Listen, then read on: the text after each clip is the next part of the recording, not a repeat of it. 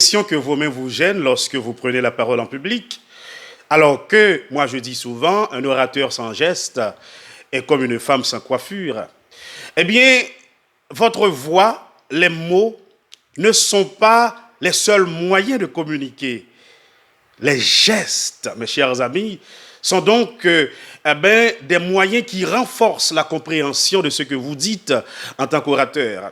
Voilà pourquoi je vous invite aujourd'hui dans cette vidéo à apprendre à faire des gestes parce que généralement, vous trouvez que vos mains vous gênent et des fois vous avez l'habitude de placer vos mains par devant le pubis.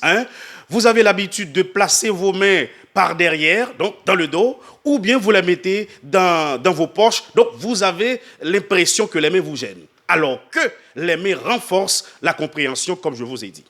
Donc maintenant, ce qu'il ne faut surtout pas faire lorsque vous parlez en public, c'est de rester sans geste, avec les bras ballants.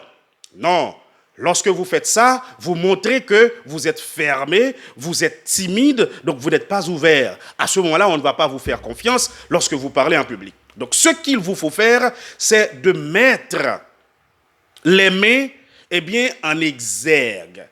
C'est que lorsque vous ouvrez la bouche, les mains aussi doivent parler. Les mains vont épouser ou bien vont donner de la forme aux mots qui sortent de votre bouche. Voilà pourquoi, lorsque vous commencez votre discours, il vous faut observer un moment de silence, 4 à 6 secondes par exemple, avant de commencer votre discours, pour capter l'attention de votre assistance, vous restez sans parler pendant 5 à 6 secondes, pendant que vous joignez les mains devant votre ventre, devant le nombril, vous joignez votre main.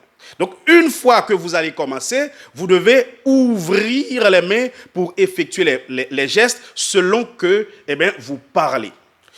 Les gestes, comme je disais, vont épouser la forme des mots. Les gestes vont donner de la forme aux mots pour renforcer la compréhension de ce que vous dites.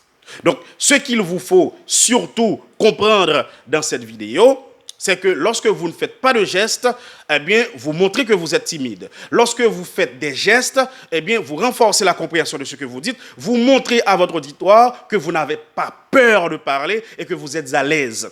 Donc, apprenez à faire des gestes et il y a des gestes qui sont des gestes descriptifs, des gestes qui, par exemple, donnent la forme, décrivent par exemple. Donc, et il y a des gestes rythmiques, des gestes qui ne veulent rien dire. Par exemple, si je dis des gestes rythmiques, des gestes qui ne veulent rien dire, voilà. Mais si je dis le ciel, la terre, il y a une